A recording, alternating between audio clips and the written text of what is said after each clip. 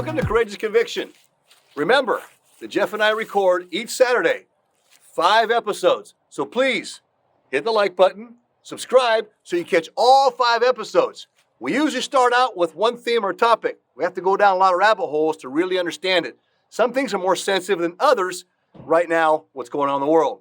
So hit the like button, subscribe, and let's jump into this video. Your comments there on this as we wrap up.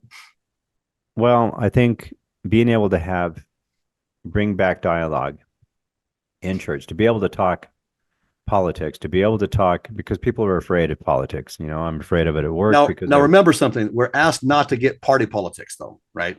I mean, we're not. We shouldn't talk about Democrats, Republicans, but we should be talking about type of politics that promote free agency and those that take away from free agency, right? And in all honesty, I would like to say that I'm conservative leaning, certainly not, too liberal, but I have my liberal friends that I think that have focused on being close to Christ, and I think we need to be able to have an open door policy, and that just means that we should be able to talk freely, and without contention.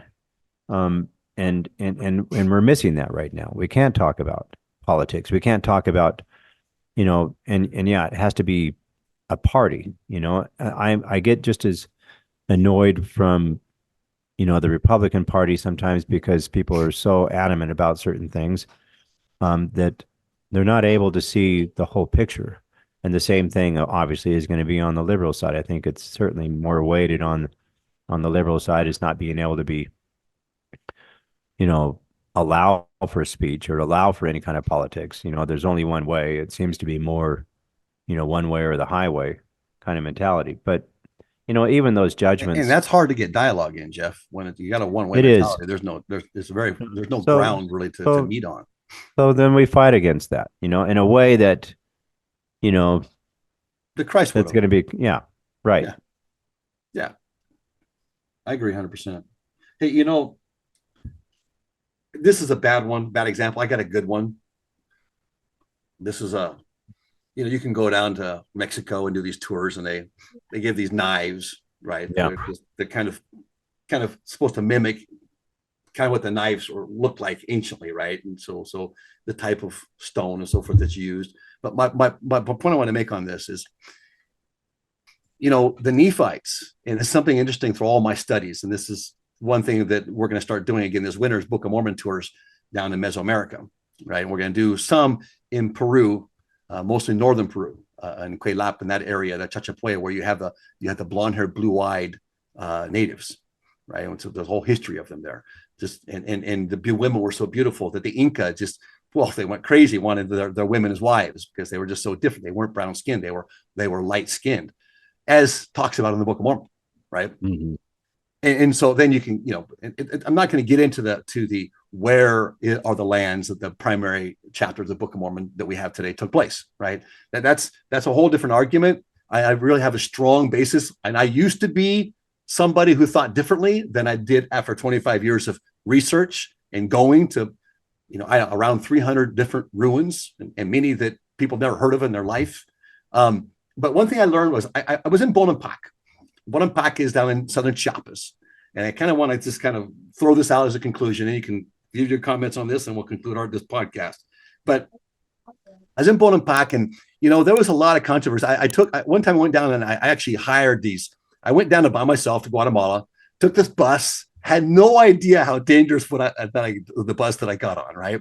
I just took a bus because I did this all the time, right? I did this with my boys. I'm by myself this trip, got my backpack on, and I take this bus from Guatemala City, and I go around. I'm going down all the way around. I'm trying to come around up into the corridor where we're going to touch Mexico and Belize, right? So the Chiapas, Mexico. You got the Usumacinta River, which many consider that to be the River Sidon, right? Mm-hmm. And so I did a lot of studies in this area. It just felt this area had a lot of history to it. Taking from what Joseph's also had talked about in Times and Seasons, that Palenque was part of Zarahemla, right? Not the ruins we see today, but what's under those ruins. And so I started my studies in North America, and I went all the way down to the tips of Patagonia. This point is where I want to come to. In Bonampak, when I went into the El Mirador first, that was where Mel Gibson filmed what's the movie that was really controversial, Apocalypse, right? Right. Yeah. That was where they filmed that at. And Okay. but you only get in there is by helicopter or a 3-day hike, right? I did a 7-day journey where we brought in mules and I brought in guides, and I wanted to see more than just what people went in there to see. I wanted to see more than El Mirador. I wanted to see more. And it was really interesting what I got to see. There's a whole bunch of stories and rabbit holes we can go down there too. But one thing I did understand from that movie, there's a lot of controversy saying that's not how it took place. All you got to do is go down to Bonampak, which is in southern Chiapas. Now, to give a little bit of geography here for our listeners, the El Mirador is in the northern Guatemala jungle where it borders Mexico and Belize, right? Mm-hmm. It's in that section, right? It's called the Pitin Basin, right? And just as a side note, National Geographic, I think it was 2018, 2019, aired a discovery when they went over with this LIDAR, this new type of radar where they can read into the soils, and how they found these populaces of millions, and these cities all interlinked with highways and roads. I walked these roads for 7 days, these highways, Jeff. And you're going to tell me that Joseph Smith knew those were there when the Book of Mormon was written and talked about the highways that connect these cities together? I'm sorry. I got a bridge to sell you if you can think that he knew with his ignorant state, and I'm saying ignorance because he was not educated in the world, right? He became educated. He learned as revelation started coming to him, he sought out his own studies, and therefore he was able to keep going with that, right? Back to this.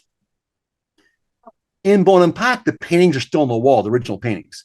Now, I was able in El Mirador to climb into to old temples and old tombs that I could wiggle myself into and sure I was going to get my body out of it, and to get in there and see the paintings on the wall still, right? These huge spires sitting there. Obviously, the tombs have been raided, so all the body and the treasuries, maybe a few bones left there, but you can see the paintings.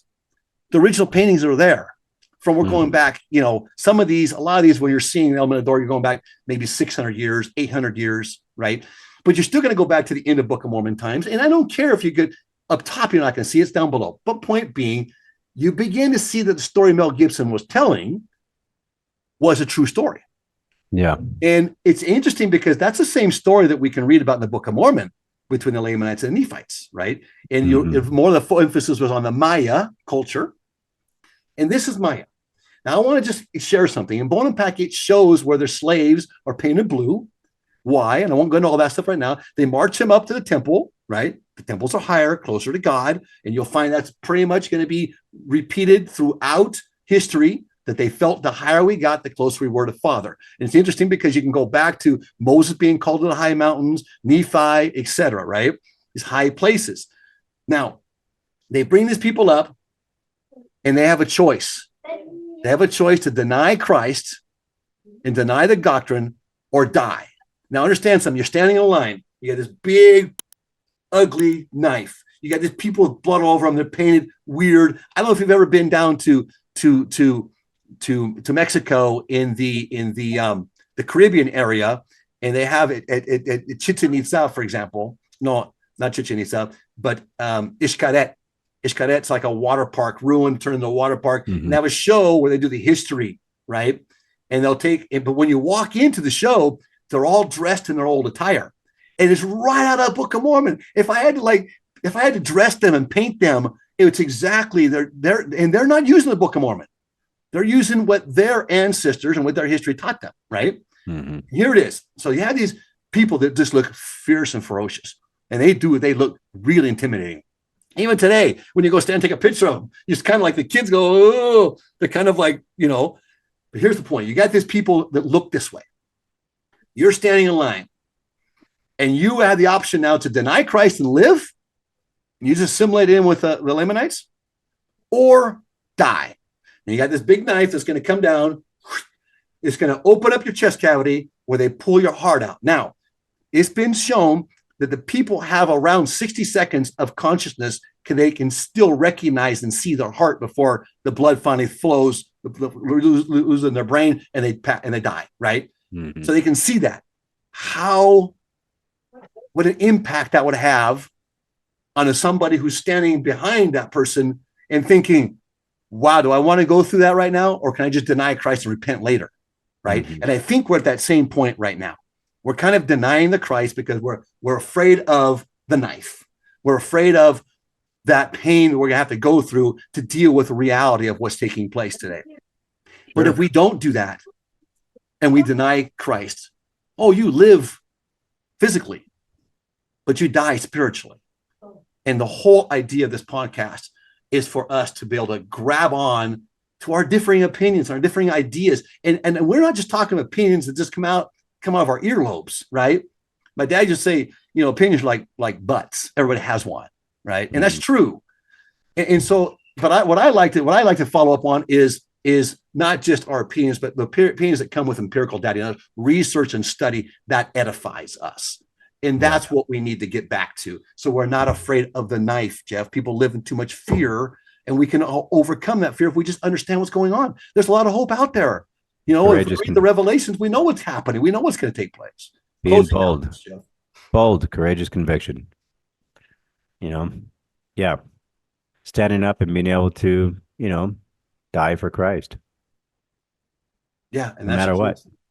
And that symbolically or physically. Yeah. I think that's where we're at. Give the closing comments, bud. No, this has been a great podcast. I think that those closing comments, you pretty much summed things up.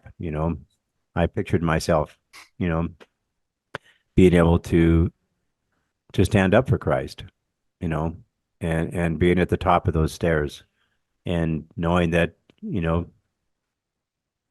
matter what, acknowledging Christ in my life has been the best thing that I've done, and not having Christ in my life was not a good period of my life. You can relate to that, and no matter what, that's what it's all about: having courage and conviction.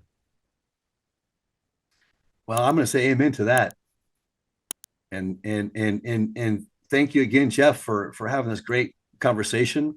Next Saturday, we'll get together and do the same thing. You got a theme you want to go on next Saturday? I got a lot of stuff in my head. This was kind of what I want to do today. So I'll let you think about this next week. If you got something you want to tell our people now, or you're thinking about talking about next week, and what our podcasts and episodes will be the following week. You had some things you kind of threw back at me. You were kind of talking about that we could talk about this. And does anything come to mind right now of those topics? Or you want to give us more prayerful thought? I'll give it some thought there. I think it's important to pray about it, and I think we'll come up with something. Yeah, and that's kind of what we do here. Is there's so much out there that we don't have an agenda. We just, the idea is that we have all this empirical data, right? We have all these studies, and Jeff and I both, to come back where we are, just to make a change and just say, hey, we're going to do that. We did our research, and unfortunately, I guess Jeff at least fortunate enough to where he's back where he's at, but Jeff knows the anti-literature of the church. I would say inside and out, more so than I do, because I've just always made that point, taking Brigham's stance that what I know, and I don't need to confuse it any more than it's already confused, right? Yeah. However, I'm not closed-minded either, to where I haven't heard certain things, but as soon as I hear and I see where it's going, I'm able to see where the agenda is there, and I think, okay, that's enough. I this is not going to edify me at all, and I make that choice that's enough. I don't want to hear it anymore, right? Yeah. You had a different agenda. You were just kind of like not wanting to come back at all, making sure you didn't come back. And so you did that research, but that's helpful now, Jeff. And I'm not recommending people go out and do that, because not many people can come back like Jeff did. It's just, when you get that indoctrinated, it's much easier to stay angry and to live that way. Even though it's a miserable life, it is an easier life. Yeah. Sadly. Yeah. No, anti-Mormon stuff, it's out there. It's out there in full force, more so than ever. And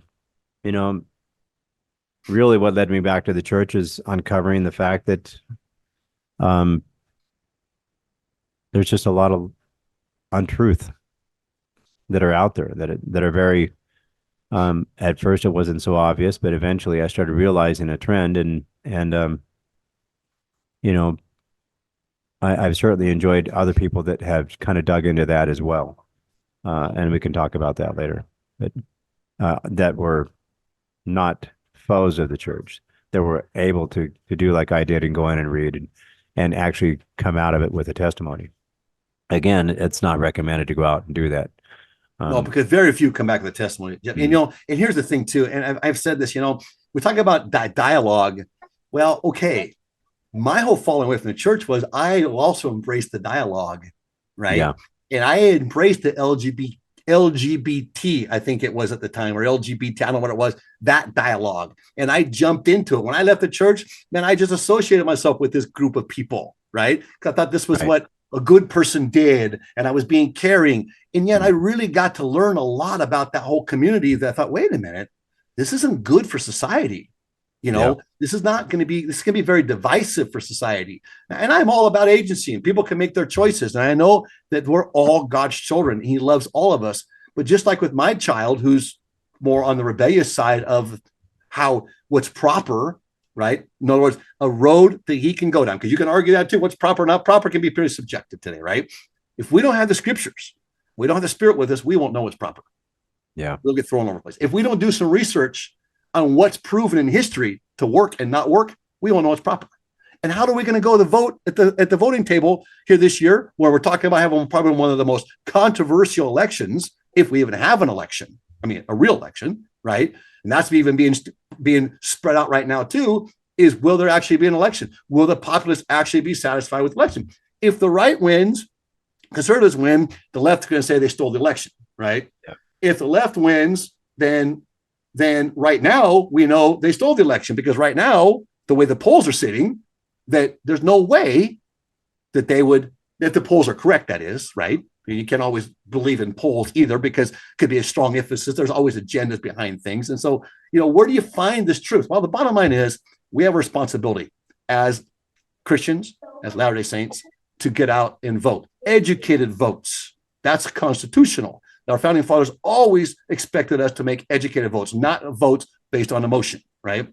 Yeah. If we don't edify each other at church, and that's pretty much our social networking, really, is our church people. We don't know, most members don't normally associate a lot outside of church members. So if we're not going to talk about these things, then how are we supposed to edify ourselves?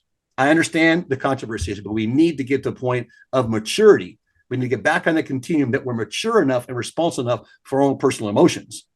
But when you're so divided right now, Jeff, it's going to be a tough one. And that's what we're going to keep talking about here on Courageous Conviction, is the fact of, hey, how do we, first of all, how do we turn back to Christ? How do we maintain that? How do we overcome the fears?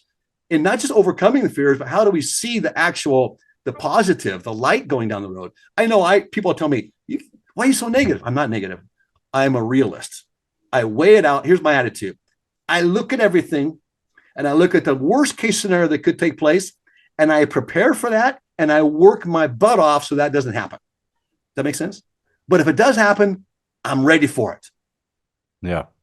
And that's where I'm trying to be. I hope we're at with this podcast. With that said, we'll see everybody next Saturday on Courageous Conviction. Till then. I thank you for being with us on Courageous Conviction. Remember, there's 5 episodes each week that we put out.